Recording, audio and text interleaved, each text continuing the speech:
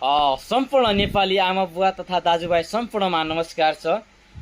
यहाँ सम्पूर्णलाई जानकारी भइसकेको कुरा हो। हामीले केही हप्ता अगाडि 2.5 वर्षीय बालक योगेश साउद ब्रेन ट्युमर जस्तो प्राणघात रोगसँग लड्दै आउनुभएका 2.5 वर्षीय बाबु योगेश साउद बचाउ अभियान हामीले जुन भारतको लुधियाना पन्जाबबाट र नेपालबाट चलाएका थियौँ र त्यो अभियानलाई नेपालको विभिन्न क्षेत्रहरूबाट र भारतको विभिन्न क्षेत्रहरूबाट सहयोग गर्नुहुने सम्पूर्ण सहयोगी मनहरूलाई म फेरि पनि उच्च सम्मान र नमन गर्न चाहन्छु।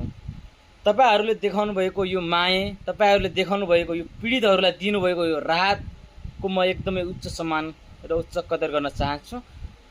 र विशेष गरी म सम्पूर्ण नेपाली दाजुभाइ तथा दिदीबहिनी सम्पूर्णलाई म एउटा जानकारी गराउन गइरहेको छु। यो भिडियो धेरैभन्दा धेरै सेयर गरिदिनु होला र सम्पूर्ण सहयोगी साथीहरूसम्म पुर्याइदिनु होला। हामीले यो ब्रेन ट्युमर योगेश साउद बचाउ अभियान यही 10 गते समाप्त गर्ने सम्पूर्णलाई मैले यही भिडियो मार्फत जानकारी गराउन चाहन्छु।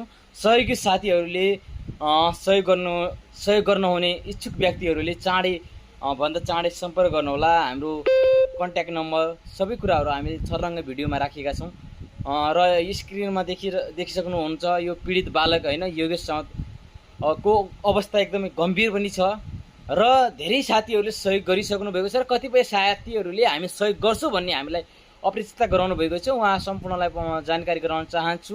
10 गते भन्दा पहिला सहयोग गर्न चाहनुहुने सम्पूर्ण सहयोगी साथीहरूले सहयोग गरिदिन म हार्दिक अपिल गर्दै यो अभियानलाई 10 गते नै समापन गर्ने र फेरि पनि अरू अभियानहरू आएका छन् र पेन्डिङमा छन्। विभिन्न खतरनाक रोगहरू जस्ता घातक रोगहरू जस्ता लागेका केही पीडितहरू छन् र अभियानहरूलाई धेरै लामो नलगेर यही 10 गते समापन गर्ने सम्पूर्णमा म जानकारी गराउँदै फेरि पनि भारतको विभिन्न क्षेत्रहरूबाट र नेपालको विभिन्न क्षेत्रहरूबाट सहयोग गराउने सहयोगी साथीहरूलाई म विशेष धन्यवाद दिन चाहन्छु। घाउ लागेको ठाउँमा अहिले तपाईहरूले जुन मलम लगाउँदै हुनुहुन्छ यो एकदमै ठुलो र गर्वको कुरा हो। सेवा नै धर्म हो। हामीले कुनै पनि पुण्य काम गर्न, पुण्य कमाउन मन्दिर चप्पर खोलेर मन्दिर धाउनु पर्दैन, देउताको खुट्टा पर्नु पर्दैन।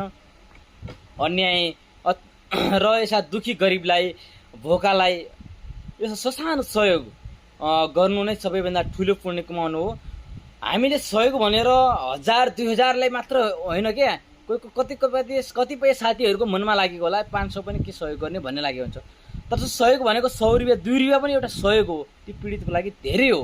त्यसैले शक्ति अनुसारको भक्ति भने चाहिँ सम्पूर्ण सहयोगी साथीहरूलाई म फेरि पनि जति पनि साथीहरू सहयोग गर्न चाहनुहुने साथीहरू हुनुहुन्छ प्लिज सहयोग गरिदिनु होला। र कतिपय साथीहरूले लिस्टमा नाम लेखाउनु भएको छ, सबै साथीहरूसँग सम्पर्क नहुन पनि सक्छ बिजीको कारणले होइन।